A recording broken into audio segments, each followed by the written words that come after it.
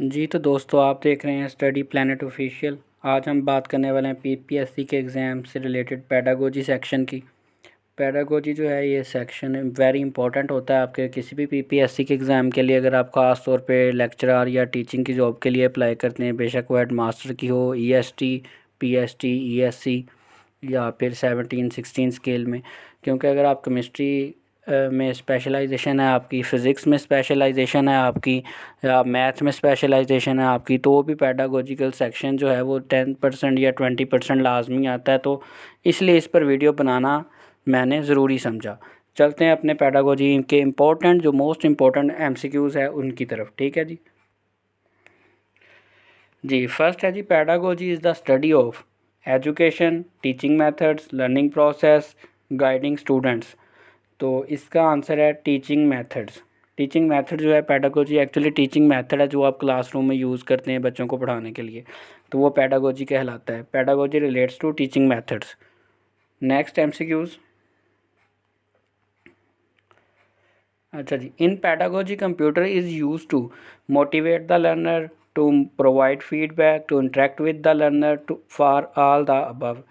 तो हमें पता है कंप्यूटर आजकल हर फील्ड में इस्तेमाल होता है, बच्चों को मोटिवेट करने के लिए, फीडबैक देने के लिए, इंटरेक्ट करने के लिए लर्नर के साथ, और भी बहुत से मकासद हैं। तो इसका ऑप्शन डी होगा, फॉर ऑल द अबव।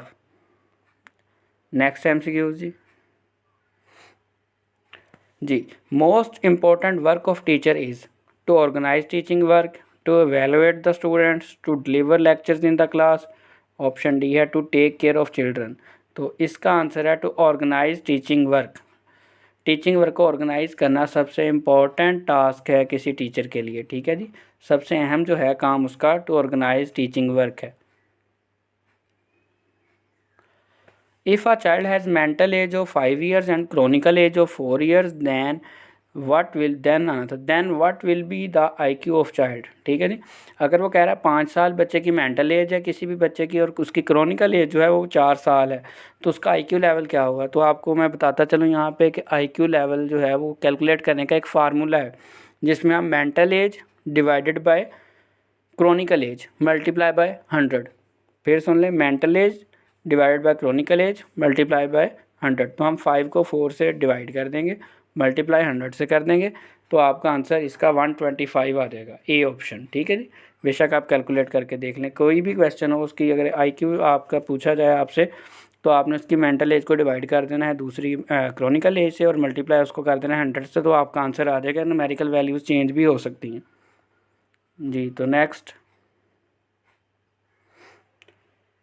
हाँ जी, the word pedagogy means to understand the child, option B to guide the child, option C to lead the child, option D to educate the child.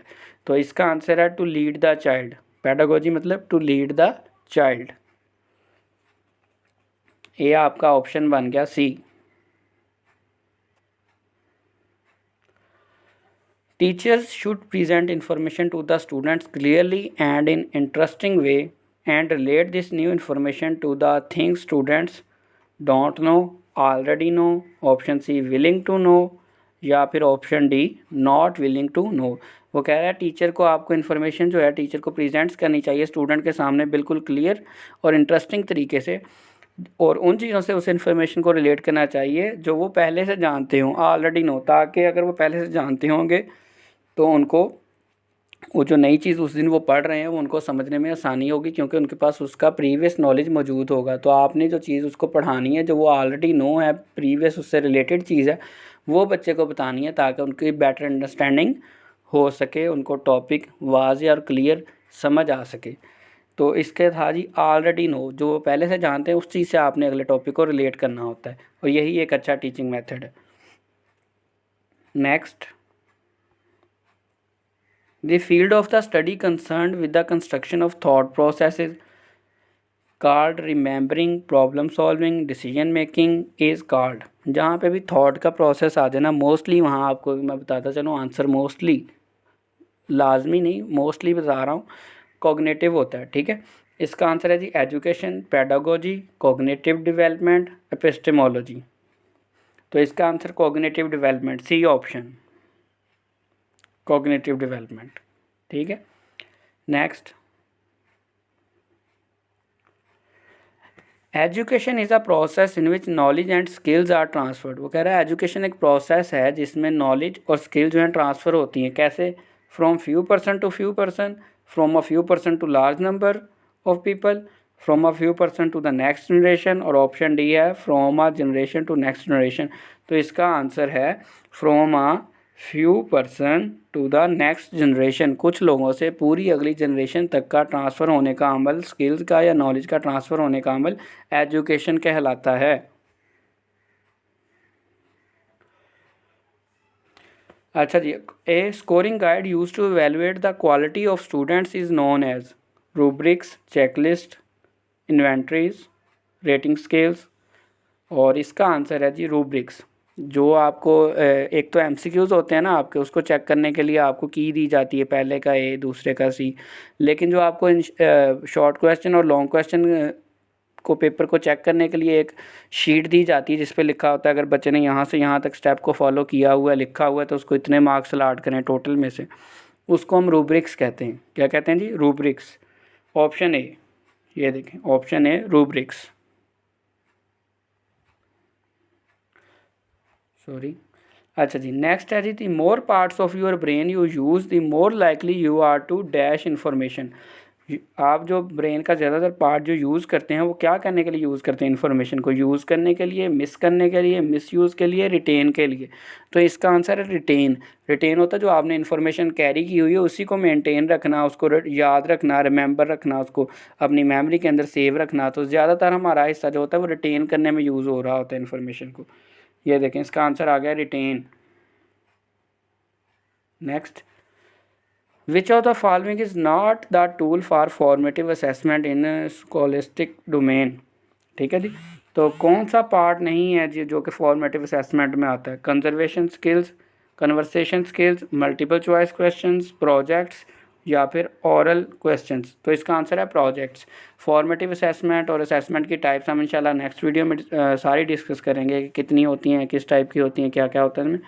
अभी आप सिर्फ यही समझ लें कि प्रोजेक्ट्स ऐसा है जिसमें हम असेसमेंट नहीं कर सकते, प्रोजेक्ट्स। ठीक है जी। अकॉर्डिंग टू जॉन डेवी साहब क्या कहते हैं जी? School is a dash institution and education is a dash process. तो वो कहता था social social, social philosophical, philosophical philosophical, environmental या साइकोलॉजिकल। तो वो जॉन डेवी साहब कहते थे कि स्कूल एक सोशल इंस्टीट्यूशन है, यहाँ पे लोगों का मिलन जुलन होता है, बच्चे आपस में इंटरेक्ट होते हैं, और एजुकेशन भी एक सोशल प्रोसेस है। ठीक है, तो दोनों फिल इन द ब्लैंक्स में सोशल और सोशल ही आएगा, इसका मतलब इसका ऑप्शन ए हो गया। ठीक, नेक्स्ट जी, तो ये थे हमारे आज के कंप्लीट एमसीक्यूज़ जो कि वेरी इंपॉर्टेंट थे और मोस्टली ये आ चुके हैं पीपीएससी के एग्ज़ाम में।